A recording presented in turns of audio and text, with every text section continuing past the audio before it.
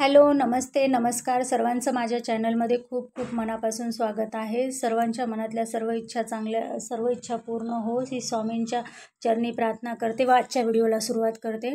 उद्या पुत्रदा एकादशी आहे. पुत्रदा एकादशी ही प्रत्येक आईने मुलांच्या प्रगतीसाठी व मुलांच्या उज्ज्वल भविष्यासाठी करावी. पुत्रदा एकादशी ही वर्षातून एकदाच एकादशी येते. तसं तर वर्षातून 24 एकादशी येतात. दर 15 दिवसाला एक एकादशी येते. शुक्ल पक्षाची एक आणि कृष्ण पक्षाची एक. प्रत्येक एकादशीचं आपलं वेगवेगळं महत्त्व आहे आणि पुत्रदा एकादशी ही वर्षातून एकदाच येणारी एकादशी आहे. आणि तुम्ही एकादशी करत नसला तरीसुद्धा पुत्रदा एकादशीचे व्रत आवर्जून करावे.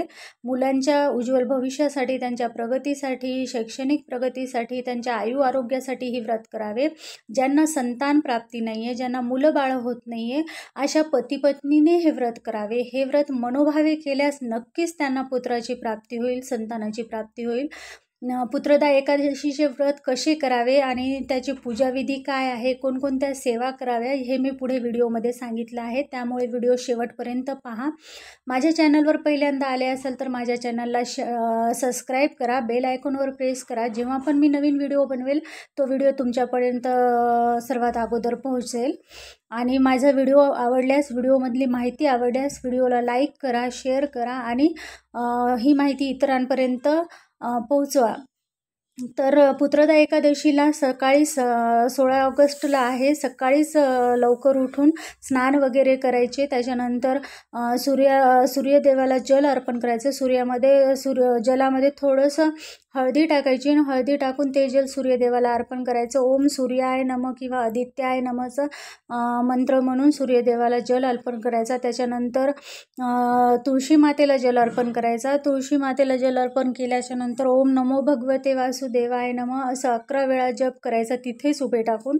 त्याच्यानंतर दिवसभरात जेवढ्या वेळेस होईल तेवढ्या वेळेस आपण ओम नमो भगवते वासुदेवाय नमः या मंत्राचा जप करू शकतो. भगवान विष्णूंना तुळशीपत्र हे अत्यंत प्रिय आहे. तुळशी मातेला हरिप्रिया म्हणून पण ओळखले जाते. पण तुळशीपत्र हे एकादशीच्या दिवशी किंवा गुरुवारी तोडू नये. एकादशीच्या एक दिवस अगोदरच तुळशीपत्र तोडून घ्यावे. जर तुम्ही तुळशीपत्र तोडण्यासाठी विसरला असाल तर मग तुम्ही बाजारातून जर तुळशीपत्र विकत भेटत असतील तर ते घेऊन यावे, पण तुळशीपत्र तोडू नये. त्याच्यानंतर प्रत्येकांच्या घरात तर भगवान विष्णूंची मूर्ती नसणार, पण भगवान बाळकृष्णांची मूर्ती प्रत्येकांकडे असते. तर बाळकृष्णांच्या मूर्तीवर दुधाने किंवा केशरयुक्त दुधाने किंवा पंचामृताने अभिषेक करावा. त्याच्यानंतर पाण्याने अभिषेक करावा. मूर्ती स्वच्छ करून देवघरात ठेवावी व त्यानंतर 108 वेळा ओम नमो भगवते वासुदेवाय नमः या मंत्राचा जप करून तुळशीपत्र अर्पण करावे किंवा ओम क्लीम कृष्णाय नमः या मंत्राचा जप करून त्यांना तुळशीपत्र अर्पण करावे. भगवान विष्णूंना पिवळ्या वस्तू अतिप्रिय आहेत, जसं की पिवळी मिठाई, पिवळे फुलं.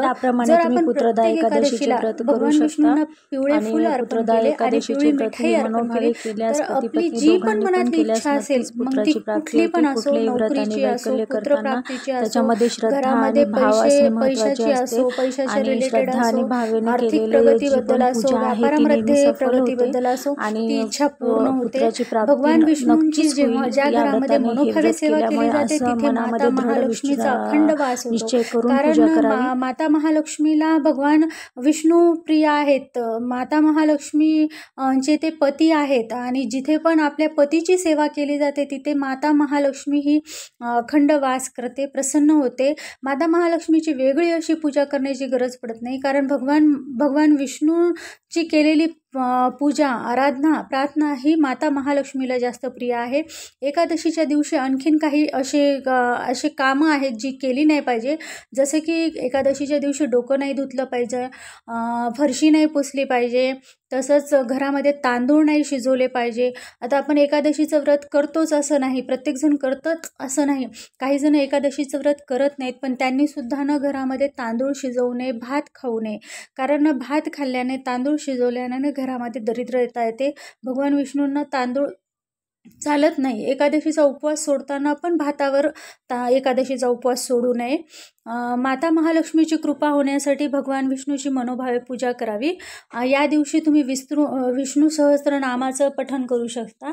विष्णू सहस्त्रनामावलीसुद्धा पठण करू शकता किंवा तुम्ही व्यंकटेश स्तोत्रांचं सुद्धा पठण करू शकता. व्यंकटेश स्तोत्रम तुम्ही 1 वेळा, 3 वेळा, 5 वेळा, 7 वेळा यथायोग्य तुमच्याच्याने जेवढ्या वेळेस होईल तेवढ्या वेळेस तुम्ही व्यंकटेश स्तोत्राचं पठण करू शकता. व्यंकटेश स्तोत्र पठण करण्यासाठी अगदी 2 ते 3 मिनिटं लागतात. कमीत कमी 3 वेळा तरी तुम्ही व्यंकटेश स्तोत्राचं पठण केलं पाहिजे. एकादशीचा उपवास हा दुसऱ्या दिवशी सोडला जातो. 17 ऑगस्टला उपवास सोडायचा असतो सकाळी. पण उपवास सोडताना तुम्ही भातावर हा उपवास कधी सोडू नये. एकादशीचे व्रत मनोभावे जर केले, तुम्ही पती पत्नीनी मनोभावे जर केले आणि भगवान विष्णूंना प्रार्थना केली की मला संतान प्राप्ती होऊ द्या, तर नक्कीच तुम्हाला संतान प्राप्ती होईल. कुठली पण सेवा, कुठलं पण व्रत केले आहे ना, हे मनोभावे केलं पाहिजे, तर नक्कीच त्याचं फळ मिळत असते. तसंच आपण ज्या दिवशी व्रत करतो किंवा संकल्पयुक्त सेवा करतो, व्रतवैकल्य उपवास करतो, त्या दिवशी न परअन्न वर्ज्य करावे. कारण परअन्न दुसऱ्यांच्या घरी जेव्हा आपण अन्न खातो ना, त्यावेळेस ना आपण जे पण व्रतवैकल्य केलेलं असते किंवा जी पण सेवा केलेली असते त्याचं जे फळ आहे ते त्यांना मिळतं, त्यांना प्राप्त होतं. त्यामुळे त्या दिवशी आपण आपल्या घरचंच अन्नाचं सेवन करायचं, इतरांकडे सेवन करू नये. तसंच एकादशी पुत्रदा एकादशीला तुम्ही ज्या पण सेवा वगैरे करणार आहे त्याचं फळ तर तुम्हाला नक्कीच मिळेल आणि माता महालक्ष्मीची पण अखंड कृपा प्राप्त होईल आणि आई लक्ष्मी स्थिर पण राहील. तुम्ही भगवान विष्णूला प्रार्थना करू शकता. ज्यांना मुलं आहेत त्यांनी आपल्या मुलांच्या प्रगतीसाठी प्रार्थना करू शकता आणि ज्यांना मूल नाही आहे त्यांनी संतान प्राप्तीसाठी प्रार्थना करू शकता. विष्णू गोपाल मंत्र आहे ते सुद्धा तुम्ही म्हणू शकता. याप्रमाणे एकादशीचं व्रत करायचं आहे, पुत्रदा एकादशीचं व्रत. व्हिडिओमध्ये दिलेली माहिती व व्रताबद्दलची माहिती तुम्हाला आवडल्यास माझ्या व्हिडिओला लाईक करा, इतर लोकांपर्यंत ही माहिती शेअर करा. माझ्या चॅनलवर पहिल्यांदा आला असाल तर माझ्या चॅनलला सबस्क्राईब करा, बेल आयकॉनवर प्रेस करा, जेणेकरून मी जो पण व्हिडिओ किंवा माहिती टाकेल ती तुम्हाला सर्वात अगोदर भेटेल. धन्यवाद.